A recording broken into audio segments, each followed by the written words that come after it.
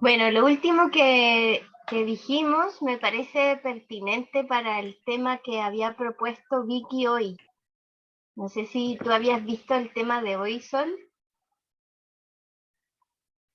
Mande. que el tema de hoy es eh, vínculos, apegos y energía sexual. Ok.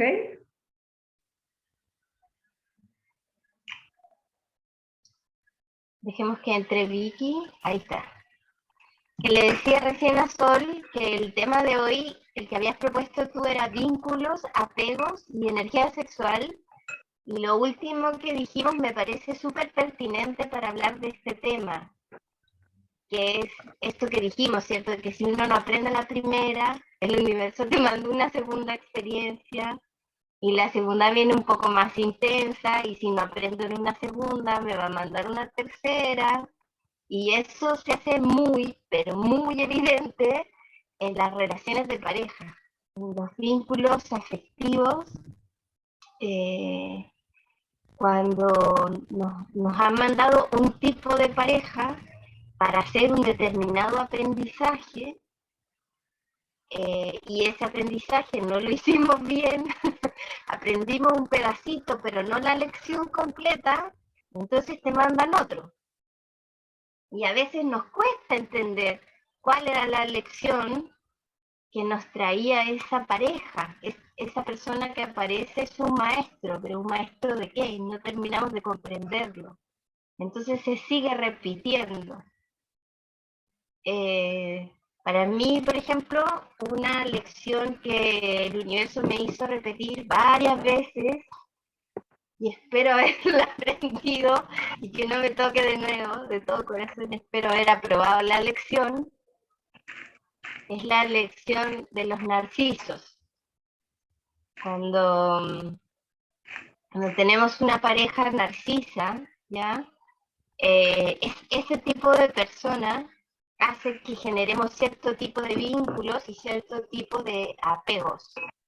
Y yo al principio estaba como no entendiendo la lección, no estaba entendiendo el aprendizaje y la oportunidad de ese tipo de relaciones y entonces me quedé como en el reclamo. ¿Hasta cuándo me tocan hombres tóxicos y tengo relaciones tóxicas? Y bueno, más allá de que uno se tiene que mirar a uno mismo, ¿cierto?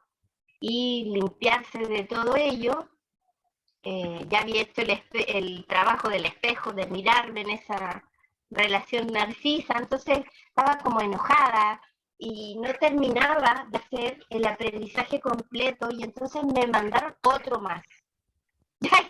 que ya eh, fue caótico porque si las anteriores habían sido duras, esa última que me enviaron, ni te digo, era uno más infinito, así ya muy, muy intenso esa experiencia y, y me enojé con el universo. No entendía por qué nuevamente estaba viviendo esa situación. Y al final lo entendí. Y era porque, claro, no había terminado de hacer la experiencia completa. Si bien había hecho el ejercicio de verme, había hecho el ejercicio de romper mis propios patrones de apego tóxicos, había hecho toda esa labor, había una parte de la labor que no había hecho, que era comprender el para qué. Eso también se los he dicho y a veces lo damos por obvio y no es tan obvio. Y el para qué tiene que ver con lo que conversamos al inicio con Sol, y es que una relación de esa naturaleza a lo que viene es a recordarte que no estás sabiendo poner límites. Exactamente de eso se trata, que no aprendiste a poner límites y que el aprendizaje principal que viene a recordarte una relación tóxica, una relación narcisa, es precisamente que necesitas aprender autoamor y autorrespeto. Cuando realmente entras en esas frecuencias de autoamor y autorrespeto, se acaban esas relaciones tóxicas, desaparecen los narcisos de tu vida y te empiezas a vincular con otro tipo de personas. Pero no había terminado de hacer el trabajo, Vicky. O sea, claro, había aprendido bastante, había hecho bastante del trabajo, pero no había cerrado el ciclo. Y el ciclo tenía que ver conmigo, de comprender para qué. Y ese para qué era que el universo quería reforzar, subrayar la necesidad de realmente tener autoamor y autorrespeto. Que yo creía que lo estaba haciendo, pero no lo estaba haciendo. Como que hay muchas cosas que damos por sentadas y que se quedan aquí en el plano de nuestra imaginación, como en el plano mental. Nosotros creemos que lo hacemos bien y son precisamente a través de esos vínculos con otros y de esos apegos en que nos damos cuenta que no hemos terminado de hacer la tarea, que el aprendizaje no está completo.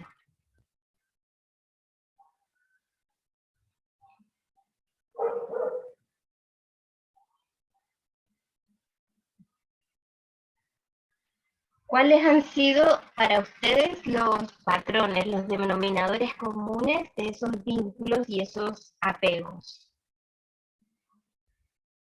¿Qué se repite en tu historia, Vicky? ¿Qué se repite en tu historia, Sol?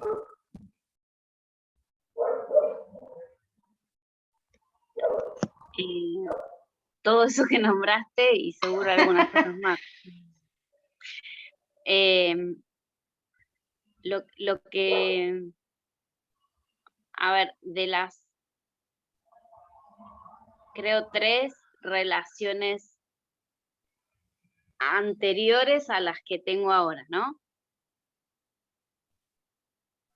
Lo que más se repitió es que justamente desde la postura de víctima se acercaban, o yo atraía personas que comulgaran perfecto con esa actitud. Entonces, muy probablemente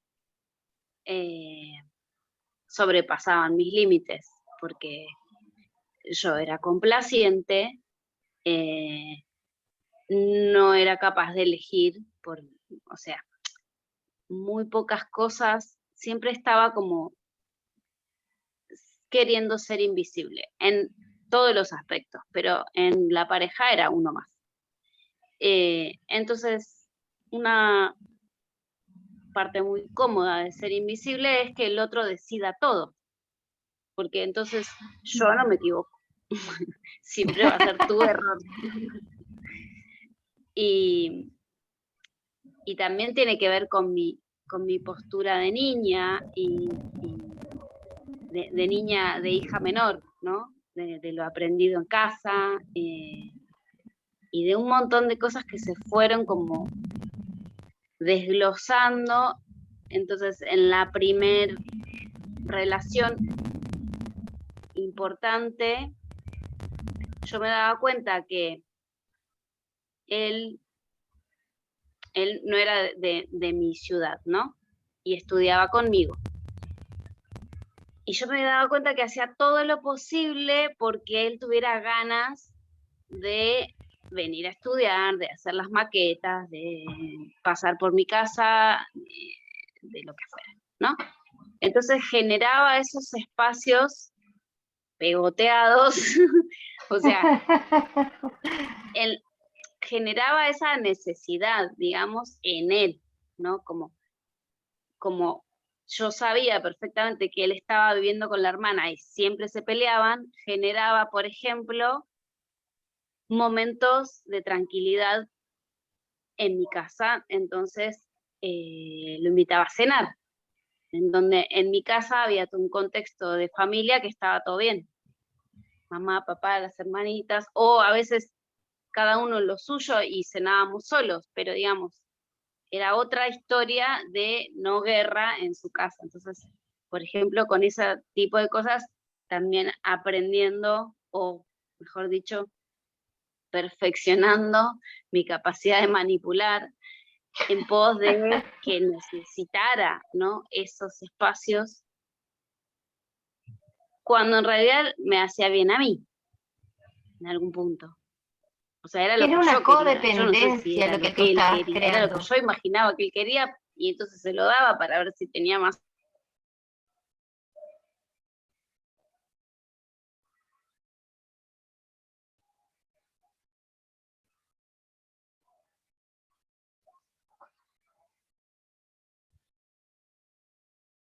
No sé cuándo se cortó, pero bueno, en definitiva, lo que decía es, después de lograr mi cometido, que era que tal vez se quedara, yo no lo veía feliz.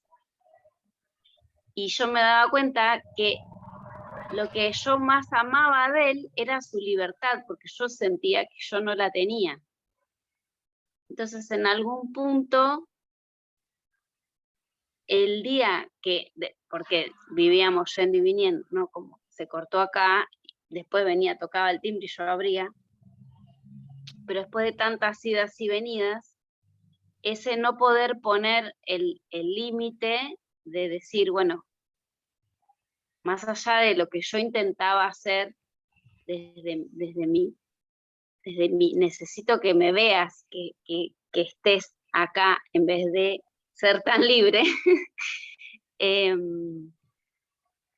estaba buenísimo porque me daba cuenta de todo lo que yo no hacía para mí y por mí, por esa libertad que yo tanto disfrutaba de él. En realidad me quería como apropiar de esa sensación de también esa capacidad de socializar. Yo como muy ostra, ¿no? Muy que algo me afectaba y yo me metía en el caracol, y él era todo lo contrario. Entonces yo admiraba tanto esas dos cualidades, sobre todo su libertad y su capacidad de socializar, que también era un poco eso lo que me hacía hacer cosas que no estaban tan buenas. Y después la siguiente relación, lo mismo, o sea, como subió el volumen, como decíamos, y ya con gritos, ¿no? Como que esos episodios de manipulación ya no eran gratuitos con la otra persona. En algún punto podríamos decir que no se